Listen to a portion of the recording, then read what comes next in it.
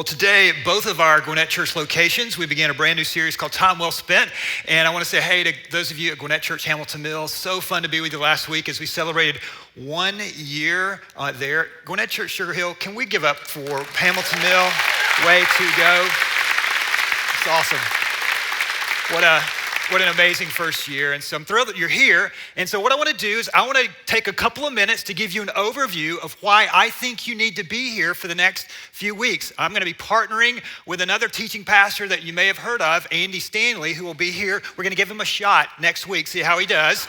And so Andy and I are going to talk about 3 ways to really leverage your time. But to do that, I want to kind of give you an overview, and then we're going to begin part 1. To do that, we find ourselves in the award season right now, as some people call it. Tonight, an award will be given out called the Lombardi Trophy. We've never received that in Atlanta, but I'm hoping that maybe someday we will. Then in a couple of weeks, it's the Academy Awards. Then last week, it was the Grammys. And then a couple weeks before that, it was the Golden Globes. And I love all the awards, but I think my personal favorite awards is something called the Darwin Awards, and it is awards given for human stupidity. I love this, and I want to read you my actual all-time favorite Darwin Story Award, and believe it or not, this crazy story actually leads us to where I want to take us for a few minutes today.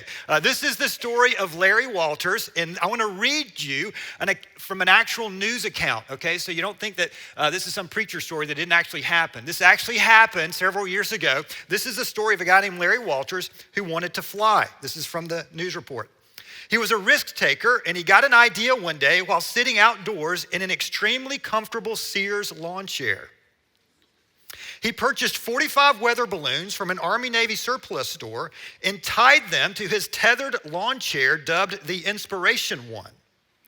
He filled the 4-foot diameter balloons with helium and then strapped himself into the lawn chair with some sandwiches, Miller Lite beer, and a pellet gun. True story, by the way. Larry's plan was to sever the anchor and lazily fly to the height of 30 feet above his backyard while enjoying a few hours of flight before coming down. He figured he'd pop a few beers, then pop some of the 45 balloons when it was time to descent and gradually lose altitude. But things did not work out as Larry had planned. When his friends cut the cord anchoring the lawn chair to his Jeep, he did not float lazily up to 30 feet. Instead, he streaked into the LA skies as if he was shot from a cannon, pulled by the lift of 45 helium balloons holding 33 cubic feet of helium each. He didn't level off at 100 feet. He didn't level off at 1,000 feet. After climbing and climbing and climbing, Larry leveled off at 16,000 feet. That's 3 miles in the air. I love this next report here in the news account. At that point, at that height, he felt he couldn't risk shooting any of the balloons. I love that. So now he finds himself in real trouble. And he stayed up there, drifting with his sandwiches for several hours as he considered his options. At one point, he crossed the primary approach corridor of LAX airport. Airline pilots radioed in these unbelievable reports of this strange sight. They told the story of a man who was flying across them in a lawn chair.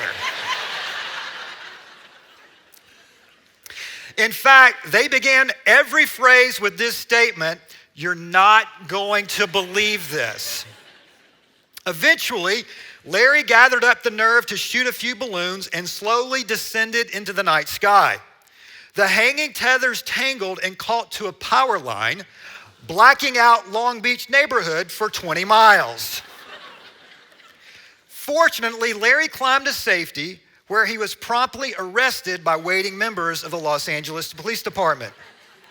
He was led away in handcuffs, and this reporter dispatched to cover the story asked him, "Larry, why did you do this?" And Larry nonchalantly replied, "Well, a man can't just sit around." And so Larry received the Darwin Award. Now, I think Larry has something, I think he's onto something here. I'm not recommending you do this, but I think what Larry is saying is, hey, you and I have been given this precious gift called life, and we just can't sit around. You got to take advantage of it, right? But for many of us, it's probably the opposite, right? And I totally understand this as well. We're not like Larry. We got too many things going on. Not being critical of that. That's life. In fact, you may have remembered the illustration, a powerful illustration several years ago from author Stephen Covey. He had this empty jar on stage, and he had several rocks, large rocks, medium rocks, and small rocks. And the jar represented the finite time that you and I have, 7 days a week, 24 hours a day. And the rocks represented all the things we got to get done. So he tried to get all the rocks in the jar, and he discovered that you can't do that. Then he poured all the rocks out, and then he said, there's a secret, there's a trick to this. And he put the large rocks in first, his priorities, and then he put the medium and small rocks, and everything fit. And what Stephen Covey was trying to illustrate to us is you have to understand what the big rocks are. And when you understand what the big rocks are, then you leverage time and you look back and go, that was time well spent. So the promise of this series is that Andy and I are going to give you 3 big rocks. It's not a complete list. It's not an exhaustive list. But I believe what you'll discover in these next 3 weeks is that if we'll take these 3 big rocks and lean into them, we will look back and go, wow, that was time well spent. Because men and women, we can't just sit around. Life is flying by. But what are the big rocks in your life and my life? So I want to give you what I believe today as we begin part 1. Maybe the most important big rock invitation that you have ever received. And I know that sounds kind of big. And the reason it sounds kind of big is because it is big. This is a gigantic invitation. So what we're going to do, we're going to be in one of my favorite chapters in all of the Bible, John chapter 21. But I want to set up John 21 before we go through this today. Now, the interesting thing about John 21 is it kind of reminds me of a Marvel movie. And let me explain this. Any Marvel movie fans? Cool, yeah, Hamilton Mill. By the way, there was a guy that catered something for our staff the other day. His name was Thor. That made my day. I loved it. First, I thought it was 4, which would have been really cool as well. But then he said Thor. I think, oh, that's awesome. So a Marvel movie, for those of you that like Marvel movies, you'll understand this. If you've never been to a Marvel movie like Avengers or Thor or Spider-Man, here's what happens. The movie ends and nobody gets up. The credits start rolling. And if you've never been, you can tell the rookies in Marvel movies because everybody gets up. But the veterans, they don't go anywhere because they know there's another scene at the end of the credits. Well, John 21 is something similar like that. John 20 is the foundation of our faith. Jesus is brought back from the dead. Jesus comes back and it's game on. And John 20 ends with these powerful verses and it's kind of like the end, let's go, or this is really the beginning. It sounds like the summation of all that's happened. But then John 21 kind of feels like it's like a glimpse about what's to come, a preview of what's to come. So I want to show you John 21, which is a fascinating chapter. I'm so glad that God put this into the scriptures. And what I want to do, there's a lot of verses today, but as we walk through this story, I want you to be on alert for this. That there's a big rock invitation that Jesus is giving you and me about how to spend and leverage your time. So Jesus comes back from the dead, game on, and then this story happens. Watch this. John 21 says this. After John 20, Jesus appeared again to his disciples by the Sea of Galilee. It happened this way. Simon Peter, Thomas, also known as Didymus, Nathanael from Cana in Galilee, the sons of Zebedee, and 2 other disciples were together. So these guys were hanging out. I'm going out to fish, Simon Peter told them, and they said, we'll go with you. So they went out and got into the boat, but that night they caught nothing. Early in the morning, a little preview of where we're going, Jesus stood on the shore, but the disciples did not realize it was Jesus. So these guys are fishing, and then they notice there's this one guy out on the shore. And then Jesus says this to them. He calls out to them, friends, haven't you any fish? I love this. Jesus is talking a little smack here because he already knows the answer to this. It wasn't, did you catch anything? He's like, haven't you any fish? This is kind of a joyful, kind of poking fun at them. And Jesus, I think, is in a very joyful mood right now. Do you know why? Because he just came back from the dead. Everything has happened. He's conquered life and death. He sees his buddies out there and he talks smack to them a little bit. Haven't you caught any fish? And this is how they respond. No, they answered. He said, throw your net on the right side of the boat and you will find some. When they did, they were unable to haul the net in because of the large number of fish. Then the disciple whom Jesus loved said to Peter, it is the Lord. Suddenly they look and think, that's Jesus. As soon as Simon Peter heard him say, it is the Lord, he wrapped his outer garment around him, for he had taken it off, and he jumps into the water, okay? Isn't this just like Simon Peter? And so Simon's swimming to the shore. He's basically leaving the other disciples with all the work, by the way, because the other disciples followed in the boat, towing the net full of fish, for they were not far from the shore, about 100 yards. And then watch this next verse. This is really intriguing, really interesting, and is going to lead us to where we need to go today. When they landed, they saw a fire of burning coals there with fish on it and some bread. In other words, Jesus already had fish the whole time. So let me ask you a question. Why did Jesus ask the disciples to fish when he already had fish? He's trying to tell you and me something. He's trying to illustrate something for you and me that's really, really important. One of the things that Jesus is saying here is, hey, I know you got to go to work tomorrow. Hey, I know you might have kids to raise. Hey, I know you might have some health issues going on. Hey, I know you have some really important things in life. Fishing and working and relationships, that's the real deal. But don't let any of that overshadow what I'm inviting you into, all right? So Jesus asked them to fish. They bring all this fish in, and they already discover Jesus already has fish because he's trying to illustrate something to them. So we'll continue. Jesus said to them, hey, bring some of the fish you have just caught. So Simon Peter climbed back into the boat and dragged the net ashore. It was full of large fish, 153. But even with so many, the net was not torn. And then Jesus, he's got his fish here. He already has all the fish. He's already provided for them. They're bringing in the fish that Jesus asked them to bring in. And then Jesus said something to them. And this verse, I got our staff together a couple of weeks ago. And every year as a staff, just so you know, I kind of bring to our staff a staff verse. And I say, hey, in light of where we've been as a church and kind of where we're going, here's what, as I've prayed to the Lord, what would you like for us to lean into? And it's not that one verse is any more important, you know, but in terms of our experience as a church staff, I think this next verse is what the Lord has for us. And it is an incredible invitation. In terms of big rocks to lean into, I think it might be the greatest big rock to put into your finite jar of time. So don't miss the scene. There's the fire going.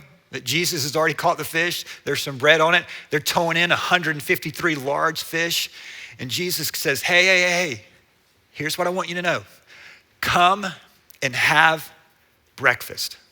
Come and have breakfast with me. And what Jesus is doing in this moment is, hey, I know you got fish to catch. I know you got money to make. I know you got kids to raise. I know you got this and that situation. I know there's some good things going on in your life right now. I know there's some challenging things going on with your life right now, but don't miss this. The most important thing that you can do is to come and spend time with me. And when you come and spend time with me, all of the other things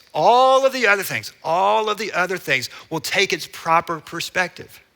Because the reality for you and the reality for me, and maybe you've been following Jesus for a while, wouldn't you say this is true? Sometimes the pressures of life overshadow time with Jesus. And that's what Jesus is trying to illustrate. Hey, look, I know you got to go fish, but don't forget, I already have the fish. Why don't you come and spend time with me? And all of these demands of life will take their proper perspective. I also want to lean into what Jesus is saying here in this particular case, come and have breakfast. I know not all of us are morning people. You know, they're morning people and evening people. I totally understand that, right? I was not a morning person until Wendy and I had kids. And when you have kids, you automatically become a morning person, whether you want to or not. But I think there's something about early in the morning before we head out into the day, right? Now, I'm gonna do something that I've never, ever done. Here at Gwinnett Church, I wanna tell you what our bottom line is for the day. But I want you to remember what our bottom line is. So I'm going to actually sing today during the sermon. This might be my last Sunday at Gwinnett Church, okay? Now, the reason I want to do this is because I want you on Wednesday to go, what was the bottom line? Oh, Jeff saying this? Oh, that's what the bottom line is, okay? But I'm not the only one that's going to be singing. I'm going to sing half of this line, and I want you to sing it back to me, okay? And Gwinnett Church and Hamilton Mill, don't leave me hanging, okay? Now, this isn't long, so don't be concerned. Don't leave yet. I'm gonna sing an advertising jingle about the best part in the morning, okay? This was an advertising jingle that happened, and I'm gonna sing the first part, and I want the rest of you that know this to sing it back to me. Now, those of you under 30, you're about to be really confused. All right? And just so you know, I can't sing. Matt Atkins, our worship director, has never allowed me to do this. He actually didn't know I was gonna do this. So here, ready? Don't leave me hanging, all right? Those of you over 30, okay? The best part of waking up. Soldiers in your cup. Wow. That's amazing. Yeah, give yourself a round of applause. That's awesome. And whoever is the Folgers marketing department person, that has to be a proud moment in your life, right? Those of you under 30 are saying, what is this Folgers you speak of? I understand that. The best part of waking up is Folgers in your cup. I love it. It's just not true. Here's what our bottom line is today. The best way to start your day is to hear what Jesus has to say. It's not as crisp and clear as Folgers, but it's more true, with no disrespect meaning to Folgers. The best way to start your day is to hear what Jesus has to say. Hey, I know you got fish to catch. I know all that's possible. By the way, did you know this? That all of the provisions, all of that actually comes from my hands. I know you got to eat. I know you got to work. I know you got to do all that. Come and have breakfast with me. Because the best way to start your day is to hear what Jesus has to say. And Jesus wants to have breakfast with you. Now, the reality for those of us is there's something that competes with us. And I'm not picking on you. I'm pointing and preaching to me at this moment. Let me show you what competes with this. For most of us, maybe not all of us, but for most of us, let me show you what competes with the best way to start your day is to hear what Jesus has to say, because we don't start here, we typically start here. And we wake up and we, rub our eyes and we look at what happens to the world. And we don't start the day with Jesus. And so to do this, what I'm gonna encourage us to do as a church is to break this habit, at least for 21 days. And I'll explain this in just a second. For the next 21 days, beginning tomorrow morning, I want those of us at Gwinnett Church Sugar Hill and Gwinnett Church Hamilton Mill to do this and not this. But you know this is gonna be a new habit for some of us. When it comes to habits, you have to break old habits to form new habits, okay? So I want to give you an example, literally and figuratively, probably, of what you can do when you wake up in the morning. I don't know if you've ever seen this before. This is a cell phone jail. And you actually put your cell phone in it, and you just kind of lock it up for a little bit, right? And the staff has told me that they actually have the key to this, which I hope. I don't see the key up here. But basically what you do is you put your cell phone in jail for 5, 10, or 15 minutes. And before you hear what the world is trying to say to you, here's a crazy idea. We have breakfast with Jesus and hear what he wants to say to us. That's an extraordinary invitation. Now, to do this, to form a new habit like this, let me show you how change happens and how new habits are formed. First of all, you have to sincerely desire this new habit. You have to sincerely desire this new habit. Here's what I want you to think, and I think this is true. And there's a friend of mine that puts a chair out, and she just imagines that Jesus is sitting there. And while that might sound weird, I think it's actually very true. That Jesus is in this chair, and that you open up God's word and you have some conversation with Jesus. We're gonna teach you how to do that in just a second. But I want you to sincerely desire this new habit because Jesus wants to spend time with you tomorrow morning. And when you sincerely desire a new habit, then something develops. It's called discipline. Discipline develops. And this is really, really important. Discipline develops. I tell our kids this. Discipline is really important. Discipline costs you something, but so does regret.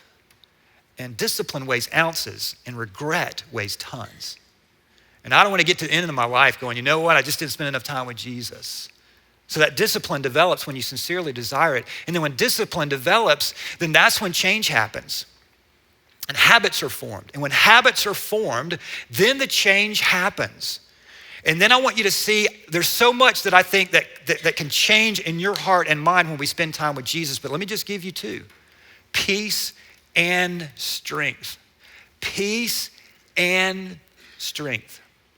So let me ask you, you don't have to respond out loud. Would you like more peace in your life? Would you like more strength for the journey ahead? It doesn't come here. It comes with spending time with Jesus. And over time, the consistency of time with the Savior of the world, he begins to give you his peace. He promised you that, by the way. Peace I will leave you and give you. And then there is strength for the journey. And let me just tell you this. I'm not trying to scare you. It's just real news. There's some wonderful days ahead of you. There's some challenging days ahead of you. And the best thing that you and I can do for both of those is to allow Jesus to grow our peace and our strength. And it comes with time with him. In fact, I want to show you how this works real quick in the scriptures. I want to take you back to another story that was very similar, a very similar fishing story in the Gospel of Luke. It's pretty much the same cast of characters, pretty much the same situation, but there is one primary difference that illustrates how powerful time with Jesus really can be. So this is what Luke records, very similar fishing story, but a different time and a different season. Luke chapter 5 says this. It said, when this is Jesus, he had just finished preaching, he said to Simon, put out into the deep and let down your nets for a catch. And Simon answered, this is Simon Peter, Master, we toiled all night and took nothing. By the way, I think we're starting to realize Simon Peter is not that good at fishing because every single time he's not catching anything, right? Hey, we've done it all night. We got nothing. But at your word, I will let down the nets. And when they had done this, they enclosed a large number of fish and their nets were breaking. They signaled to their partners in the other boat to come help them. And they came and filled both boats so that they began to sink. But when Simon Peter saw it, he fell down at Jesus' knees saying, depart from me, for I am a sinful man, O Lord. For he and all who were with him were astonished at the catch of fish that they had taken. And so all were James and John, sons of Zebedee, who were partners with Simon. Again, kind of basically the same cast of characters in John 21. Then Jesus said to Simon, don't be afraid. From now on, you will fish for people. All right, so here's what I want to show you. This is so important, I think, and such a great thing to see what Jesus is trying to teach us here. Don't miss this. You know this. Jesus is the greatest storyteller that has ever been. And in the context of what's happening here, in the circumstances of these stories, Jesus is writing us a subplot of the story. There are undertones to this story. And when you dig down deep into both of these stories, you see something different. That's a powerful invitation for you and for me tomorrow morning. Here's basically, there are four things that are similar in these two stories. There are the fish, there are the fishermen, there are the nets, and there's Jesus, right? There's the four things in John 21 and in Luke 5. Pretty much very similar story, all right? So here's what these four represent. Fish represent people to reach, people to tell about Jesus, people to reach with the great news of Jesus. Fishermen, fisherwomen, fisher people are workers for the kingdom, right? So for those of you in the parking lot at both of our locations today, you're fisher people. You're out there fishing for people. But it's not just church related. When you go to work tomorrow, how you approach your work, how you approach the excellence of your work, the integrity of your work, all of that, it's not just reserved on Sunday. All of that is an opportunity to work for Jesus. The nets actually represent the work. This is why you've heard me say this before when I was in the business world for a number of years and people would come up to me and say, hey, Jeff, when did you decide to go into full-time ministry? And I'll always say, hey, I understand that question, but time out. I already was in full-time ministry. I already was in full-time ministry. And that's not because I was working at Christian Chicken. Way before that. Bus boy at Peachtree World of Tennis in Norcross, Georgia. I was a Christian then. I was in full-time ministry as a bus boy. Because however I respond to those folks, it's a way that I represent Jesus, either good or bad. So the fish represent people, fishermen represent workers, the net represents work, and Jesus represents Jesus. That's how this works, all right? Now, I want you to see something, okay? Similar subjects, similar things in these two stories, but there's a huge difference in these two stories. And it's easy to miss this. Luke 5, chapter 5, verse 6 says this, and when they had done this, when they had done what Jesus has asked them to do in terms of fishing, they enclosed a large number of fish and their nets were breaking, all right? So in this context, the nets, the work that they're doing for Jesus begins to break. Watch what happens in John 21. It was full of large fish, 153, but even with so many, the net was not torn. Now, in this story, the nets are breaking. In this story, the net does not break. And you might think, well, Jeff, that's not a big deal. I think it's a huge deal. I think if it's in the scriptures, it's a huge deal. And here's the difference between Luke 5 and John 21. There is a significant difference between this verse and this verse. There's a reason why the nets were breaking here and the nets were not breaking here. And the difference between here and here was simply this. They had spent time with Jesus. And when you spend time with Jesus, you experience strength and you experience peace for the journey ahead. It's why I told our staff, one of the worst things that we can allow to happen as a team is that we get so busy with the work of Jesus. We get so busy casting the net for Jesus. And by the way, it's been a really busy 9 years. You know, this has been an amazing 9 years. But if we get so caught up with the work and trying to catch people for Jesus, if you will, and we're not spending time with Jesus, eventually the nets of our relationships will break. Eventually the nets with our relationship with Jesus will break. And when that happens, the church begins to fracture and splint. In fact, I'm a preacher's kid. I've heard of dozens of stories over my life of churches breaking and splitting. And usually that happens when people have forfeited time spending with Jesus. In fact, you see this in the very next chapter in the Bible. Peter and John, who are in this story, they are told to stop talking about Jesus, and they're pretty much like, you can't. The only way you can stop us is you're gonna have to kill us. We're just going to be bold about this. Because they had spent 3 years with Jesus.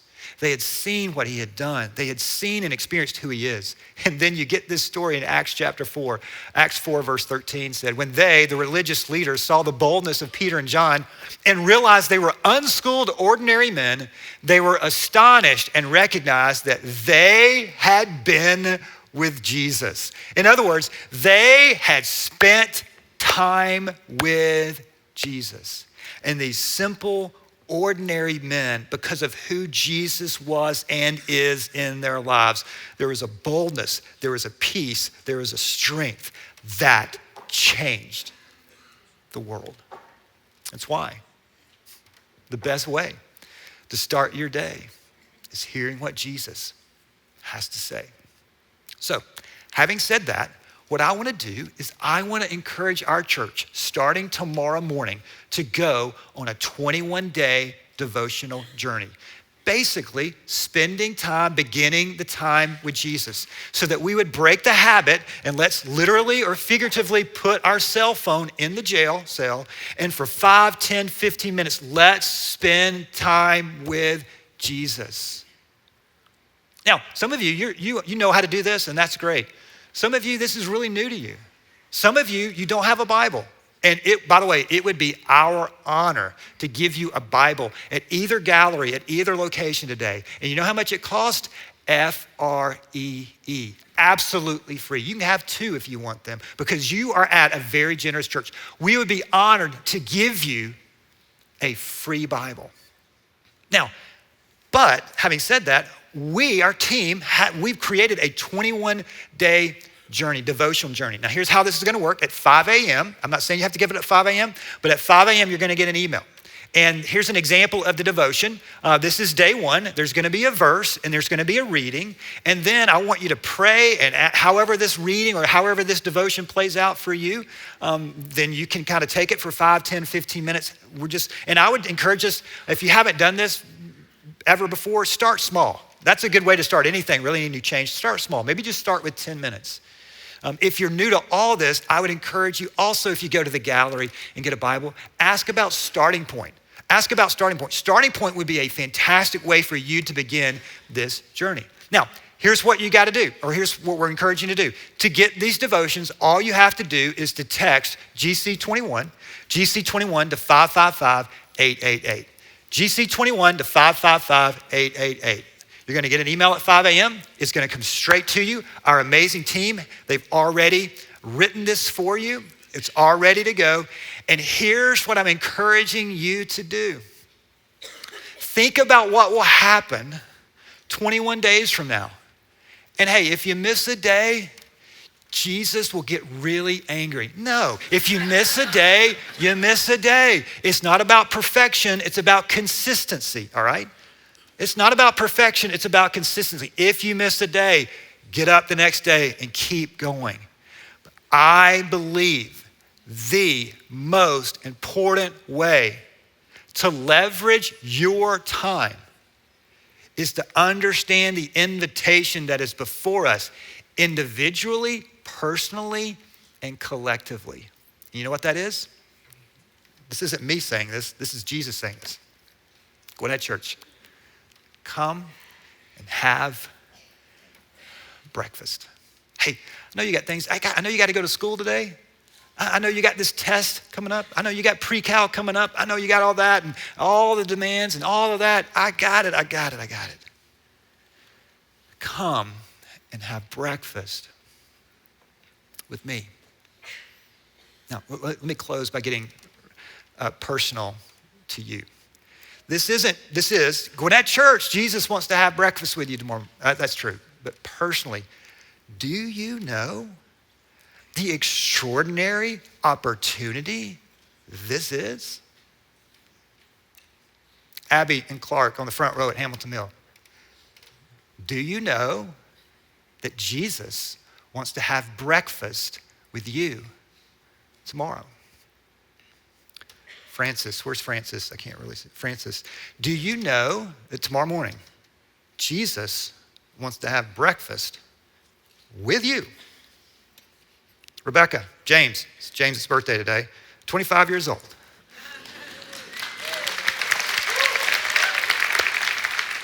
James, Rebecca, Jesus wants to have breakfast with you.